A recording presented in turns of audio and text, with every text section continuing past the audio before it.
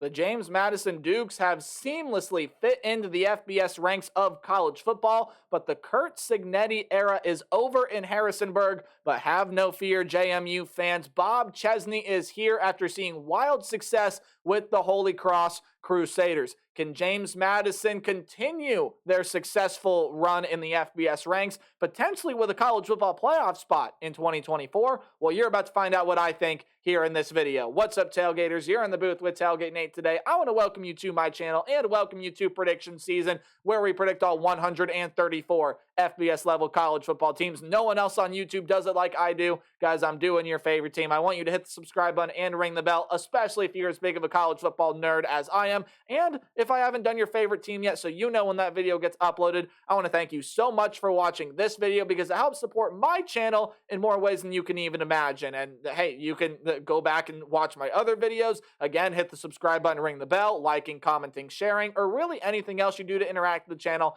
helps to support what I do here on YouTube. Whatever you do means a lot to me, and I really appreciate all the support I've gotten through prediction season so far. We are on to another Group of 5 program. I believe the first program that we are talking about within the Sun Belt Conference, and that is the James Madison Dukes. How do we do preview predictions this year? I'm glad you asked. We'll take a deep dive into the team's offense, into the team's defense, and at the end of the video, we will dive on into the James Madison football schedule and give it a game-by-game preview and prediction. But I do have a couple more notes before we start, because right over here are going to be the stats the team put up either offensively or defensively last season. And of course, dear viewer, for your viewing pleasure, right below the team's logo, I have put the team's coaching staff. The Bob Chesney era begins in Harrisonburg in 2024, but this is a team that saw a ton of talent transfer out of this program to go over to new programs, or most of them ended up following Curt Cignetti over to the Indiana Hoosiers.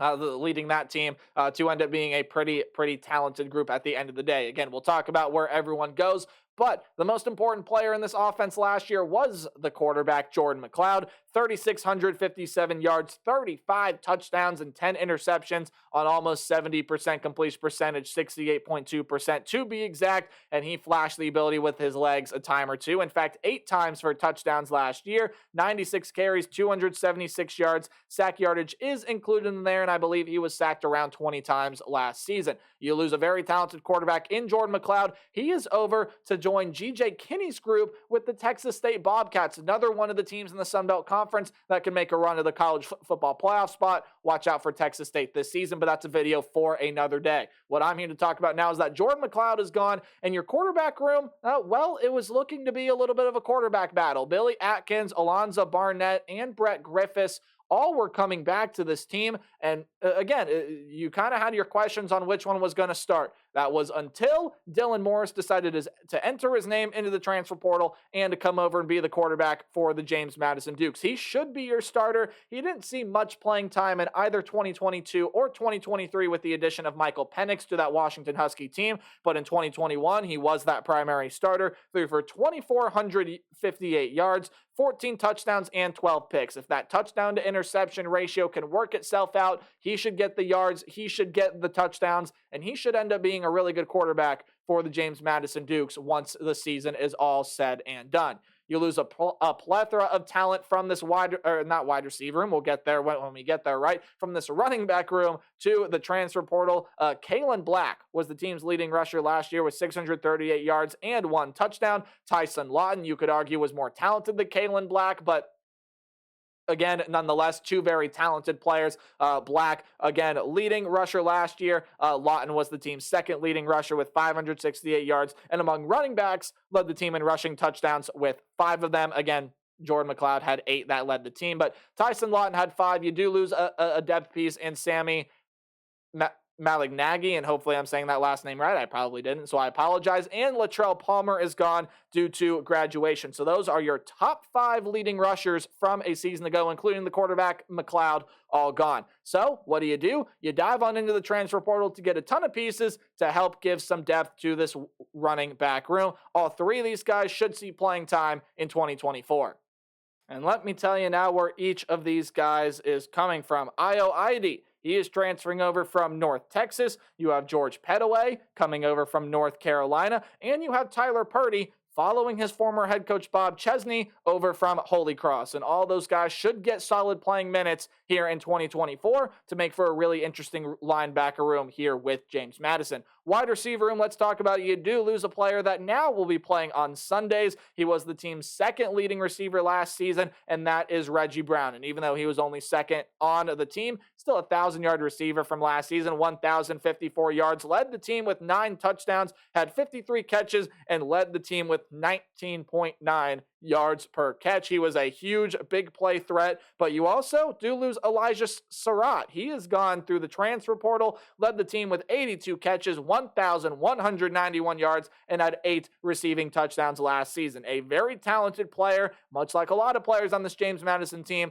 have followed Curt Cignetti over to the Indiana Hoosiers. And then you also do lose Phoenix Sproles. He is going to be gone due to graduation, 442 yards and 5 touchdowns for him a season ago. And Zach Horton, the leading receivers among tight end last season, 275 yards and 6 touchdowns last year. He is gone. And when you want to talk about more receiving numbers, well, Black and Lawton were the only other 2 guys to have over 100 yards receiving from last season. So everyone that had at least 100 receiving yards last year is gone out of this room. Again, this is a James Madison team that lost a lot of production from last season. But you do get Tajee Hudson, Yamir Knight, Maxwell Moss, and Omarion Dollison back to this wide receiver room. And a lot of guys come in through the transfer portal here as well. You are getting Cam Ross, who is coming over from UConn. You are getting Breon Penny, who is coming over from San Diego State. Marion Granger is coming over from Old Dominion, and the Kai Poole is coming over from a team we just talked about earlier today in the Mississippi State Bulldogs. And the tight end room, no notable transfers coming in, but you do have a lot of talent coming back into the tight end room. Kai Wright, Jordan Funk, and Taylor Thompson all return to play tight end for the Dukes in 2024. And you lose a lot of offensive linemen to the portal. Nick Kidwell, who was a very talented offensive lineman, Tyler Stevens, and Carter Miller are all gone. You return Tanner Morris, Cole Potts, Tyshawn Wyatt, Carter Swayze, and Josh Toner, while you get Jesse Rommel, Pat McMurtry, and Hunter McLean all coming in through the transfer portal. Combination of those 8 guys will be your starting offensive line for the Dukes in 2024. What does Dylan Morris give you at the quarterback position? How do these transfers fill in at running back and wide receiver? How does the offensive line adjust from losing Kidwell and some of these other really talented offensive linemen through the portal? And overall, what does this offense look like under Bob Chesney? All of these questions are going to be very interesting to watch. I don't really have a true prediction here. I'm just more excited to see what the James Madison Dukes have in store for us offensively in 2024. Will it be as dynamic as it was last year? I mean, you lose pretty much everyone that was a major contributor on the offense from last season, so it's going to be a completely overhauled unit for the Dukes here in 2024. Taking a look now at the James Madison defensive side of the ball. And again, a lot of talent's going to be leaving this side of the ball here as well. A ton of really good contributors in pretty much every single defensive room from last season are gone. So we'll start out with the defensive line. Jamari Chroma and Jalen Green. Those are 2 guys that are going to be off of this team here in 2024, as they will now be playing on Sundays. And listen to these numbers. Chroma last year was the 3rd leading tackler, had 58 tackles and 10 sacks last season. Those 10 sacks did not even lead the team, because Jalen Green did that, 50 tackles and 15.5 sacks for Jalen Green last season. That is 25.5 of the 45 sacks that James Madison had last season gone, and it doesn't stop there. James Carpenter is also going to be gone. He had 4 sacks last season. Mikhail Kamara had 7.5 sacks last season, and Tyreek Tucker is going to be leaving this team as well, who had a 1.5 sacks from last year. Add up however many that is, you'll lose that many sacks off the defensive line alone from last season. A ton of those guys have followed Curt Cignetti over to the Indiana Hoosiers. In fact, I believe most of them have. Yes, Carpenter, Tucker, and Kamara have all gone over to play for Curt Cignetti in Indiana, while again, Chroma and Green you will see playing on Sundays. So that leaves the returners on the defensive line a little bit thin. Emmanuel Bush and Amar Thomas both come back, but you know what? You got some really talented pieces from the transfer portal. Eric O'Neill, Terry Lockett, DJ Cotton, Lloyd Summerall, and AJ Abbasi are all transfers that come into this program, and most of them will see big playing time in 2024. Linebacker room, you lose a lot of guys from the portal there as well. Aiden Fisher, who was your leading tackler last year, 108 tackles, a sack and a half, 6 pass defended, and 1 interception from last season. Well, guess where he's going? That's right, Indiana, as is Jalen Walker, another very good linebacker for this team last year, and Taurus Jones leaves this room as well. He, again, has left through the transfer portal. Trent Hendrick and Gannon Weathersby are both coming back here into this room. Hendrick had 30 tackles and a pass defended last season, so a fairly solid player for the defense last year. But again, transfers coming into this team are going to try to help boost it up. Raymond Scott and Jacob Dobbs are coming in through the transfer portal. Defensive back room, again, you lose a ton of talent here as well. D'Angelo Pons and Brent Austin are 2 guys that are going to be gone through the transfer portal. 12 pass defended, 2 interceptions for Pons last season. He was a very, very talented corner. Brent Austin had a good season last year, and Devin Coles will also be off this team.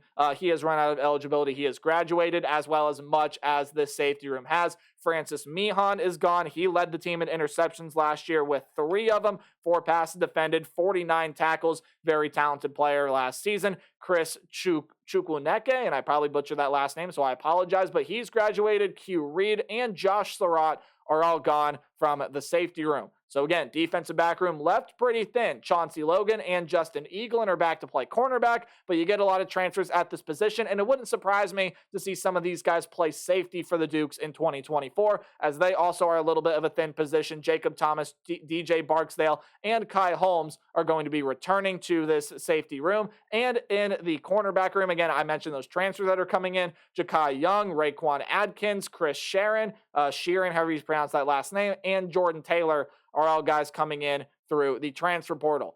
There are a couple high impact freshmen that I didn't mention, especially on the offensive side. Dylan Williams, as a wide receiver, is expected to play huge minutes for James Madison here.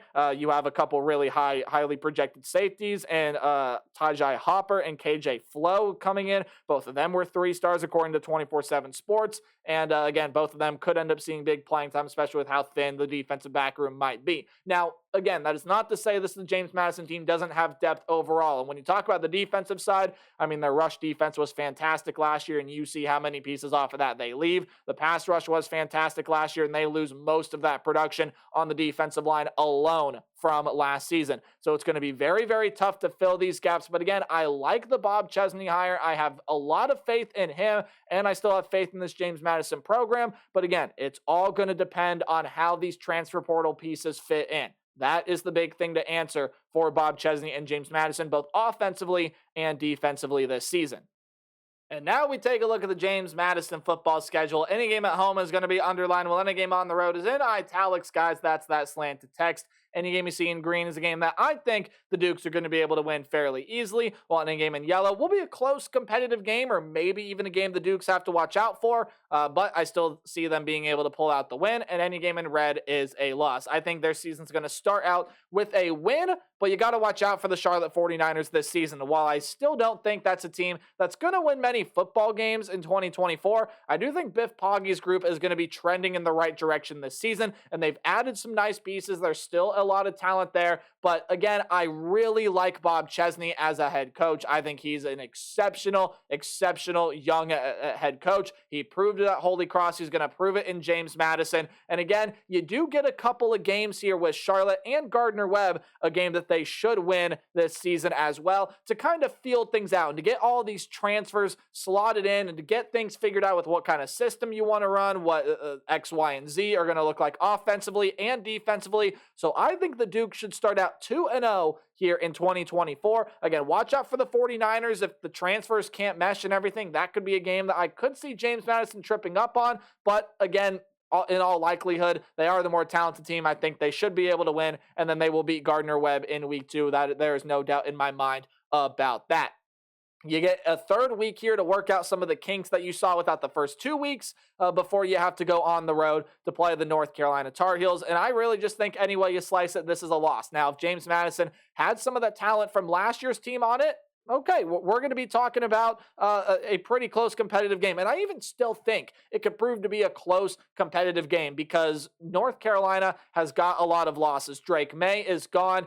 You lose Devontae Walker. You lose some offensive line pieces. Some really good defensive players are gone off this team as well. North Carolina just loses a lot from last year, but they're still going to be competitive this season. Omarion Hampton is back. Max Johnson has come over to play quarterback. Still some solid defensive pieces there. I like North Carolina in the ACC, and I think with this being a home game for the Tar Heels, it'll be a loss for James Madison, their first of 2024.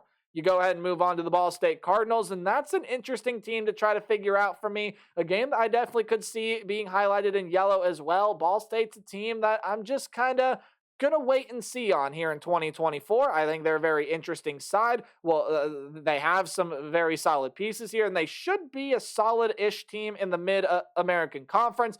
But overall, I like James Madison to beat them and move to 3-1 in 2024. Then you have to go on the road and play ULM, who just they had a little flash in the pan back in 2021, 2022, whatever year that was. They started to play really well. I even think they made a bowl game that season. They've fallen back down to earth. ULM has never been that great of a program, and even though they still have some solid pieces, and I think the Duke's got to watch out for this one here on the road, especially before they have to come back at home, play a weekday game against a team that's going to be pretty competitive this year. ULM should be a win for James Madison. And I think even Coastal Carolina should be a win. They lost a ton of offensive production from last year, including quarterback Grayson McCall. Jared Brown at wide receiver is gone. Some really good defensive pieces have come in and out of that program over the past couple of years. I don't really love Tim Beck as head coach. Yeah, sure, he's okay. And the Chanticleers should still be one of the more competitive and one of the better sides in the Sun Belt Conference in 2024, but I overall still don't think that they're going to be up to compete with James Madison, and by this point, you have a lot of the transfers filling in their spots, playing well. I think Dylan Morris is going to be a huge part to this offense, and I think you're going to see him play really well for James Madison in 2024 from the quarterback position, and I think that that's a win for James Madison at home against Coastal Carolina. But then you dive on in to talk about the Georgia Southern Eagles, and this is where I have you losing a game on the road. Now, Georgia Southern does lose some pretty important pieces from last season, but a lot of that wide receiver room is back. The Derwin Burgess, Jalen White, the really excellent running back, is coming back to Clay Helton's squad. You get Dexter Williams, who is a transfer coming over from Indiana, to fill in that hole at quarterback, and I think you're going to see him play really, really well. It's a very experienced defensive side with a lot of returning pieces with some transfers mixed in there as well, but those transfers are experienced. They have a lot of really good talent on this team, and I think Georgia Southern going to be one of the better sides in the Sun Belt Conference under Clay Helton again in 2024 as well. And I see James Madison going on the road and losing to the Georgia Southern Eagles. But two very manageable home games are coming up next, and two teams that were not that great last season that lost a ton of talent. Southern Miss is one of them. Frank Gore Jr. is gone, and then after your bye week, you have to stay at home and play the Georgia State Panthers, as they did lose Marcus Carroll, their running back from last season. Not only that, both of those teams have other really good offensive pieces and even some really solid defensive pieces that leave both of those sides. I believe there's going to be a new head coach for the Georgia State Panthers this season, as well as I believe their head coach has gone over to be an assistant with South Carolina. So a new system coming in. Southern Miss wasn't that great last season, and it's just two teams that are definitely going to see their struggles in 2024. James Madison should beat both of them. Then you got to go on the road and play Old Dominion. And look, don't count the Monarchs out. I know that there's a ton of talent leaving that team through the transfer portal. They got a lot of guys leaving offensively, a lot of guys leaving defensively. There's some solid pieces coming in to fill some of the talent that they need in pretty much every position. You are going to have Grant Wilson taking over that quarterback role. A ton of transfers come into that secondary that are going to play huge minutes, and I think going to challenge Dylan Morris here in this game. But overall, I do not see Old Dominion having the offensive pop that I think Dylan Morris is going to be able to bring to this James Madison team, and for that reason, I think this is a win for the James Madison Dukes. However, this App State game, even though they lost Nate Noel and a ton of other really talented pieces, I still think App State is going to be the cream of the crop in the Sun Belt Conference this season. You do get Joey Aguilar back at quarterback. Kanye Roberts comes back at running back. You get Christian Horton, Caden Robinson, and a ton of really good offensive line pieces coming back. The defense added a ton of talent, especially in that secondary, while returning a lot in their defensive front seven. App State's going to be one of the better sides in the Sun Belt Conference this year. Going on the road, really tough place to play. I think James Madison comes up with a loss against the App State Mountaineers, but it will be their final loss of the season because I do think that Marshall is a win for them. Again, another retooled offense. Marshall has a ton of pieces coming in through the transfer portal, especially in that wide receiver room. I think they're going to be a little up and down this year. Overall, a really solid group, but I'll go with the team that has home field advantage with the James Madison Dukes, which leads me to a 9-3 record. 9-3, 8-4. That's kind of where I'm sitting with James Madison right now. Again, how do all those transfers fit in will be the interesting thing to watch. But I think overall, I love Bob Chesney as a head coach. I think they did pretty well from themselves in the transfer portal. I think Dylan Morris is going to play well for this team at quarterback. The defense probably will take a step back in a lot of ways, but it'll still be one of the Sun Belt's better units, and James Madison will have another successful year in 2024. Let me know what you guys think in the comment section below. But as always, remember to play hard but tailgate harder. It's 4th of July tomorrow. We'll go through the Armed Forces teams. Goodbye.